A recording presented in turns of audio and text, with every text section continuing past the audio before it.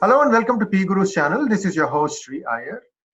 British elections coming up on December 12th, and we have a whole slew of news about that, about the happenings in the Labour Party, in the Conservative Party, and how news about India is getting dragged in the United Kingdom elections. And this is going to be the new normal, in my opinion, because you're going to see the same thing play out in United States also.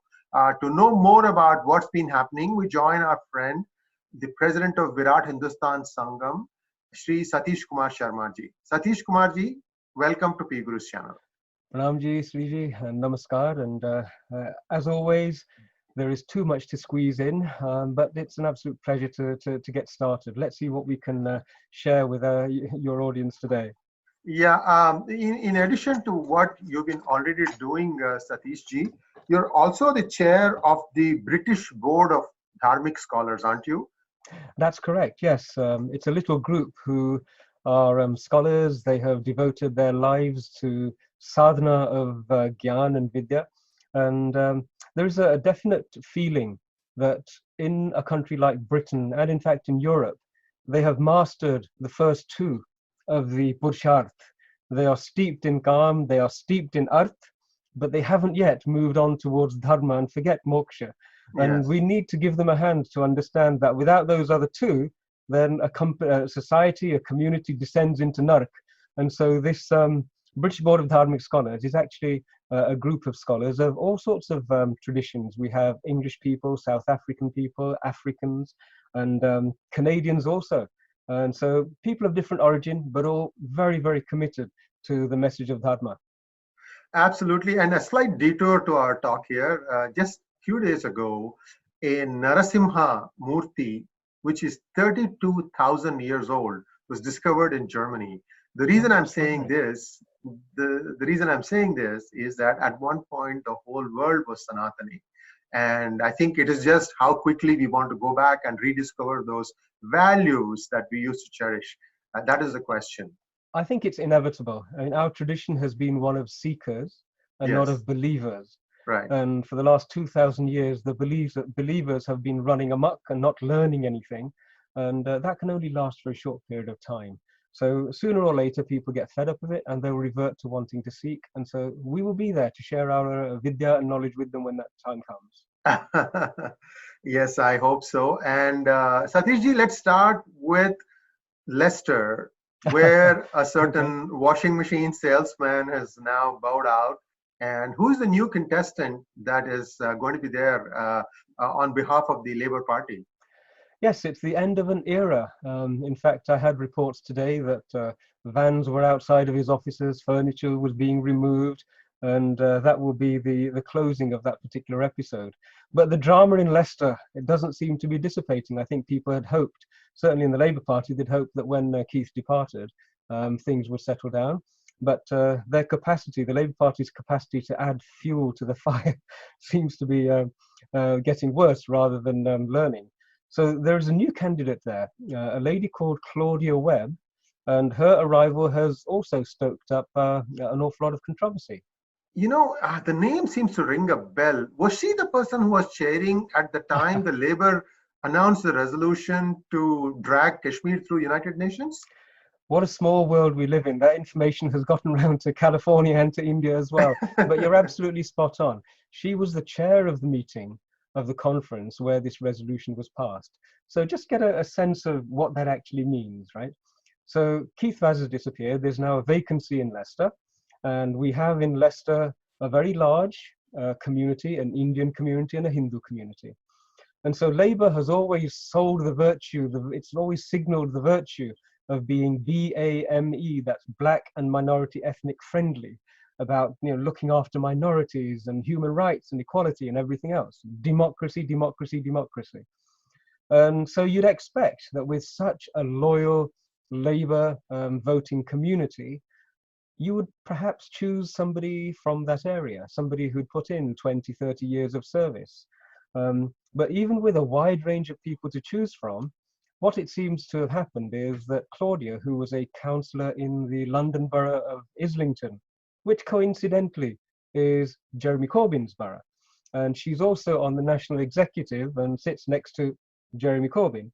And so she has suddenly been given the safe seat of Leicester, 22,000 majority.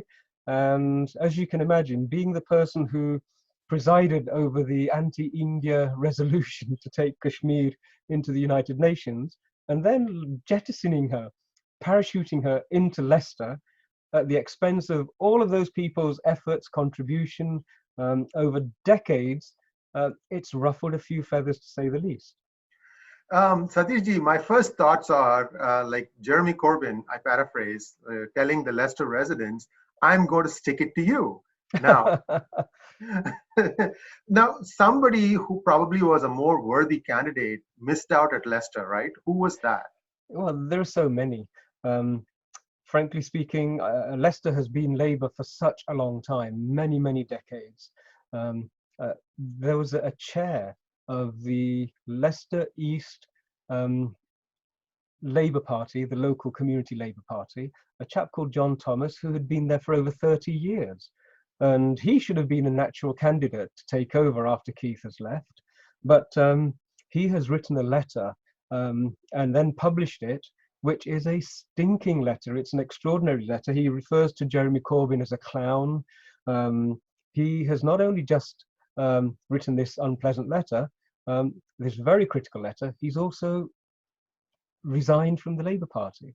He has said, I can't be a member of this particular party anymore. It's so far away from what it used to be. So this is a chairman who should actually have been perhaps at least interviewed. He wasn't even interviewed. And then we have a raft of Indian origin MPs, potential MPs and candidates.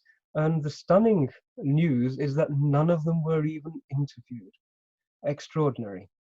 Now, this sort of sounds like, you know, they are somehow ramrodding their choice down the throat of the Leicester residents and say, here, this is the British, this is the Labour candidate, elect him or else, or something like that. Now, this must have also hurt the sentiments of a lot of British Hindu Labour councillors. Have there been any resignations in protest against this resolution of the party? It's, well, the simple answer is no. And frankly, it's quite disappointing because a number of people have resigned. There are many people who are front benchers who have resigned on principle, who were so disappointed with the manner in which democracy was being abandoned or applied only selectively. When I say selectively, Jeremy Corbyn said that the resolution had been passed in conference democratically. And so he was raising that as a virtue. And yet, when it came to electing individual councillors and promoting them from within, etc., there's no democracy that seems to have been evident there. And so this whole notion of democracy has been brought into question. But not a single one of the Indian origin councillors have resigned. I know I mentioned once that a Sikh gentleman resigned, saying that the party was no longer consistent with his dharm, his Sikhi. And yet none of the Hindu councillors seem to be too concerned that the issues, the three issues that the Labour Party have really championed are all issues which are detrimental to the British Indian community, and specifically the British Hindu community. Not one has resigned so far, but we're hopeful that light will dawn and we'll hear some news of people of honour stepping forward and saying, no, this is entirely unacceptable. Well, if there was a purge that Corbyn had intended to do for his party, I think that's what this seems to be. Seems to be that I have the numbers to, get me some heft in the parliament, and if they require me to do this, by Jove, I'm going to do it. And we have to see how the electorate responds.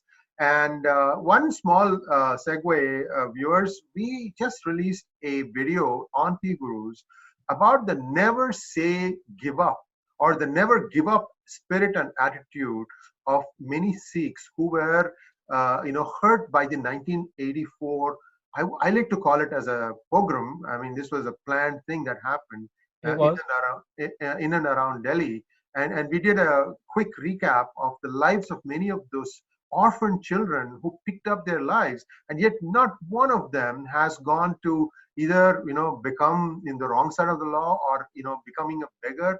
I mean, this is a heart-rending story of how many people got hurt by this, but yet they have shown their guts their attitude to pick themselves up, and they're doing well now. So if you have time, please do watch that video hangout that I did with RVS Money. I'm sorry for this detour. Nor have they become radicalized. Absolutely, that's nor right. have they engaged That's right. in acts of terrorism. This Yes. is the power of Dharma. Yes, absolutely right, sir. Satish ji, before we move on, I saw some video clips in mainstream British media about what the Leicester people are thinking about this whole drama being played out. Do you have any thoughts on that? We're going to try and show viewers a clip of one such video, and it's beginning now. Backs on the Labour Party. Greg Dawson has been to Leicester.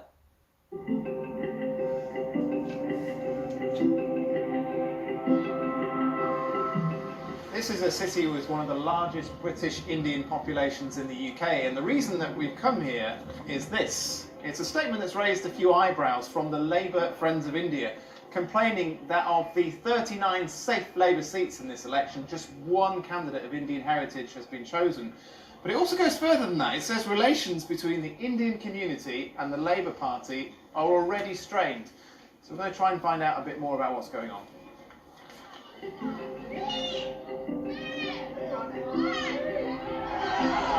Greg, nice to meet you. You're right. Thanks very much for coming along. Yeah, pleasure. You got quite excited, haven't you? Yeah, we're filming this wedding. We've come to meet Sundip Magani, former Leicester councillor who was hoping to be standing for election next month.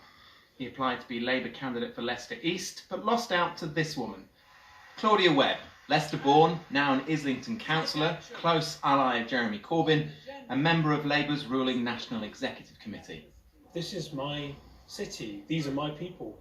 I am of Indian Gujarati heritage myself, and I've been a Labour Party activist and member for more than half my life. Did you get any notification from the party that you hadn't been selected? An email, a phone call? No, not a single thing. Not a phone call, not an email. I certainly wasn't interviewed in any way, and neither were the other Asian candidates that applied, from what I hear. And I found out that Claudia Webb had been selected on Twitter. In our conference, we have an emergency motion on Kashmir. Adding to the anger over Claudia Webb's selection is the fact she chaired proceedings at Labour's conference when a motion was put to delegates criticising India's actions in Kashmir, claiming there was a humanitarian crisis. Freedom for Kashmir! And now she has the audacity to want to stand up for, what, the Indian community in Leicester? Is this just you being bitter that you didn't get chosen? I mean, if I go anywhere else in Leicester, are they going to say the same thing? Go to Belgrave Road, for instance. We think of it as Little India here in Leicester. Amazing place, and I love it. Go and speak to people there.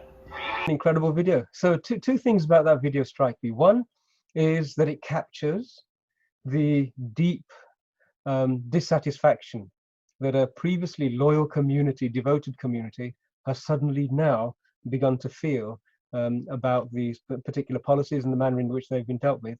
But the aspect of it going mainstream is an interesting one, because there is a reluctance, shall we say. It's very rare that you will see news which is to do with our community actually feature in the mainstream media. I mean, often we have complained about the fact that the mainstream media is not representative, and that especially the BBC, if ever they produce any particular perspective, it's often against us. And so the fact that this particular issue is now being talked about openly in the mainstream is a huge development. And I think it's going to be a very important one. And I think it's going to happen more and more. The community is waking up and it's finding its voice. And it's also beginning to come together. In that little clip, there was the clip from the restaurant. And that was just a group of people decided they had to come together and do something in response to this injustice. So yes, we're getting into the mainstream at long last. Absolutely. And I also am seeing some other news clips that are talking about this moving away of the British Indians from the Labour Party. And this started a few years back. I think Cameron did a good outreach program perhaps, but now it is beginning to pick up steam. So we'll have to see where the Labour ends at the December 12th elections. So Satishji, moving on the Conservative Party side, what is their vision for the minorities of United Kingdom? Okay, this is an interesting one. It would be really lovely if we could actually do a critique of all of the parties as well. But there is a strange situation which is applicable only to the Conservatives. And that is that none of their policies are particularly targeting or particularly focused upon or specifically influencing any of the minorities. So there is not a single policy, there is not a single statement that they have made which is either intended to appease any particular community or indeed intended to ingratiate themselves with, or to even perhaps adversely affect any of those communities. They just, and it's refreshing. It's almost as though they are genuinely treating the British Indian community as being just other British citizens, and that's a wonderful thing.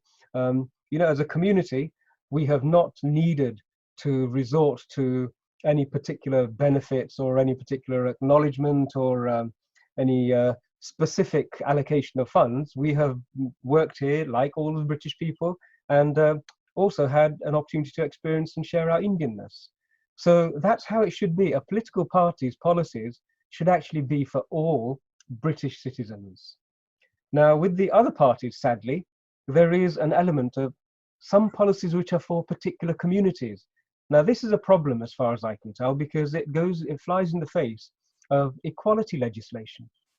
Right? One way of being unequal is to promote and support a particular community to the detriment or at the expense of other communities. So positive discrimination is also an unequal discrimination.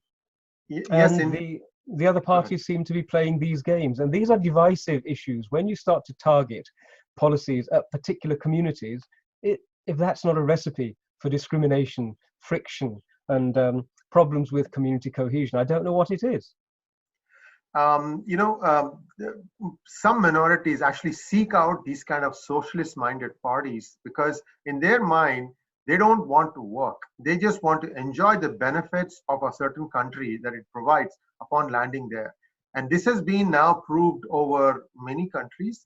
If you look at the exodus that started after the Syrian conflict, you can see what I mean. I think we're perhaps you're just giving some broad strokes here to judge for yourself, viewers. The community that, you know, puts down roots and works for the betterment of everyone, that's what you really want, because an immigrant, we know from experience, has to jump twice as high to get half the recognition. That is a universal truth here. Doesn't pertain only to United Kingdom. Any immigrant has the challenge in any country. So I'm just giving some gyan here. Please forgive me for that. But let's move on to the next thing. Now, I'm also reading that the Indian political issues, what is playing out in India, for example, the Ram Mandir, and now you're seeing the other things that are coming up. Are these playing out in the United Kingdom elections also? Because I saw that happen in Canada too. It's a tragedy, but some parties are definitely importing or trying to seek political advantage by importing issues which have nothing to do with the British people on the whole. Right. So if you just mentioned some of the stuff that's happening in India, right. Frankly speaking, the responsibility of a politician, especially of a parliamentarian, is primarily to his constituency, and they're paid from the public purse. Right. So it's the taxpayers who pay the salaries of these parliamentarians. Now, one would hope that they would have a list of priorities, that their priorities are first to make sure that crime is being dealt with in the locality where they live, that education, that health, all of these provisions are being adequately looked after because they are the priorities for the people in that constituency. And then secondly, a different level of priorities could be what are the international affairs which influence and are connected with residents of that constituency. But what we are seeing more and more is that certain members who have got some sort of connection with overseas communities, they seem to be abandoning the needs of the local community almost entirely and thinking of themselves as some sort of international globe-trotting United Nations ambassadors wandering around, spouting wisdom about issues that are 6,000 miles away in this particular case, bringing those issues home, creating divisions within the local communities, and then trying to sell their capacity to resolve those divisions. And this is quite peculiar. The Lib Dems, for example, they have also adopted a particular policy which is focused on appeasing one community, and that's the Islamophobia definition. They have taken it on willy-nilly. The Labour Party have taken that on as well. The Greens have taken it on. And yet that definition is being severely challenged by an awful lot of people, the National Secular Society, the humanists, freedom of speech campaigners. They're all saying this is not good for the British community as a whole, but certain political parties are now appropriating these little community-specific causes and causing friction and division. I don't know if you've been aware of it, but Tan Desi, who is the MP for Slough, he has raked up a lot of divisive issues. He has been stoking the fanning the fires of community differences, making allegations of racism when the race is not relevant, making connections that there is interference from overseas, and yet no evidence has been provided. So there is an issue here. I think we need to start to get regulators demanding that if allegations or claims are made, then evidence should also be produced. Otherwise, it's becoming a very, very hostile environment. Absolutely, and I would request the Ministry of External Affairs India as well as the Indian High Commission in the United Kingdom to first of all ask them for proof of those people who are alleging 10,000 rapes in the Kashmir, and now about all these allegations Mr. Tanmanji is leveling against BJP and the Rashtriya Swayamsevak Sangh. They have to have facts. Otherwise, just saying something and hoping that some mud would stick is very, very poor politics. And it is very important because Britain at one point used to claim that the sun never set on its empire, and its politics is held as the gold standard for the rest of the world to follow. And I'm sure the British would be mindful of that legacy and would like to carry it forward and make sure that their candidates reflect that gold standard. I have one other observation. See, I have seen in my short career as a journalist, 3+ years, is that there are some publications, sites that are, it's like almost like they feel compelled to be always bashing India and the inherent Sanatani nature of India. I've seen New York Post do this, New York Times do it, Washington Post do it, and BBC has been doing this for a long time. Any compliment from them is always left-handed, and usually there's only a brickbat. Even if there is a really bad thing, it's colored and diluted and what have you. By the way, for those viewers who are watching NDTV, you may be relieved of NDTV very soon. Their own auditors have said that this is no longer a going concern. So we'll have to see how much more time they will live on borrowed time. They're on fumes right now.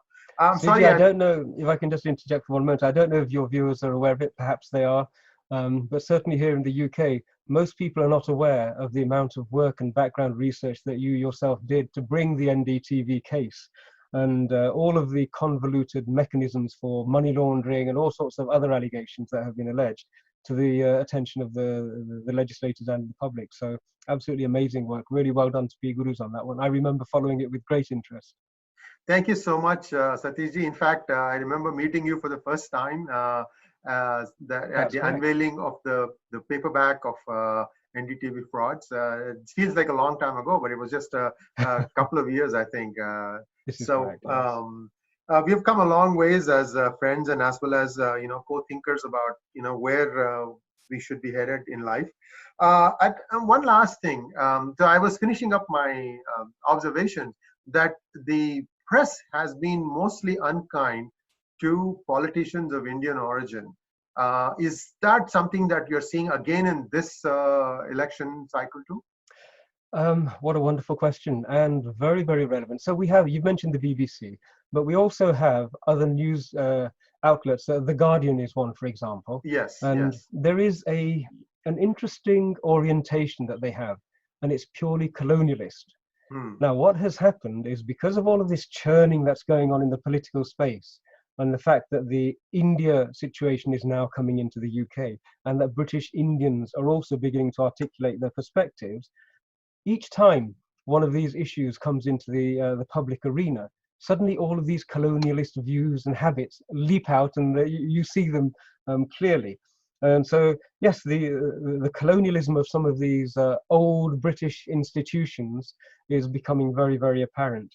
There is nowhere else in the world. You know, you don't have the parliament in Kenya or in Australia or in, you know, any of the African countries or in South America, where MLAs or MPs sitting in parliament talking about the issues of Kashmir and what they should and shouldn't do.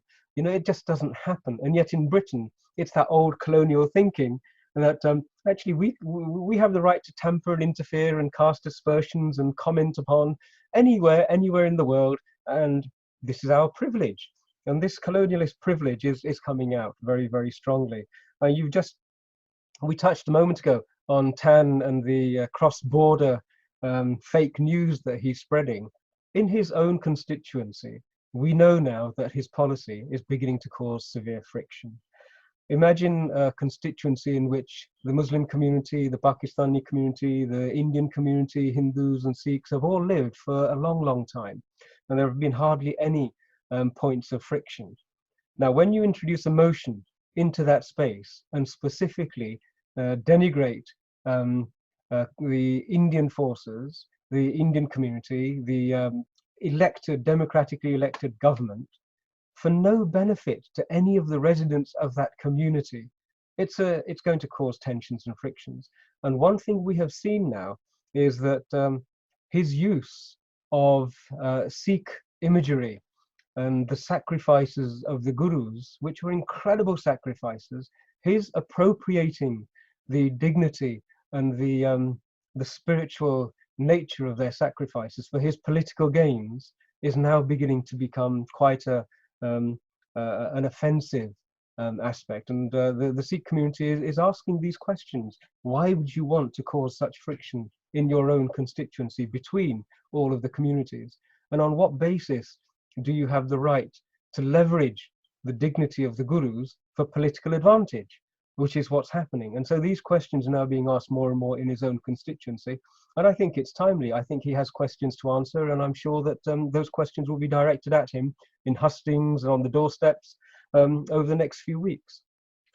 And are there any other promising Indian origin candidates who are also finding that the press is being unfair to them? Oh, there are. Let's have a look. Of the 39 safe seats in Labour, not one of them was offered to an Indian origin candidate. I think there were over 100 target seats, and in those 100 seats, only one Indian origin MP is actually going to be available for the electorate to select. So this is a big problem. Turning over to the Conservatives have actually got a lot more candidates. I know in the West Midlands and in the East Midlands, in Leicester, the Conservatives have nominated and accepted nominations from many Indian origin candidates, which is also going to provoke a particularly interesting reaction. And we say politics can be quite dirty. We're now beginning to see this. There's a young lady who is standing for election, a lady called Anjana Patel, and she's actually probably going to serve as a really good example of the way in which the British press can be completely hypocritical. So let me just paint a picture. This lady has a lovely profile. She's been in this country a long time. She's a single parent, has worked to bring up her children. The children are successful, they're educated, they're in very good professions, contributing to society. She has done a lot of charitable work, and so is the ideal model for a good, solid British community parliamentarian. And so she has stepped up. In addition to that, she ticks all of the diversity boxes, doesn't she? She's a woman. She's a woman of color. She's a single parent. What more could you want? And so we have this really good profile candidate standing. And then what happened only a couple of weeks ago, as soon as she stood, allegations were leveraged and directed against her for Islamophobia. Now, it's an extraordinary thing because that attack is based on a tweet which is not Islamophobic at all. And in fact, it was a radio station, a very prominent radio station called LBC, who were very, very popular, very successful, and they really should know better.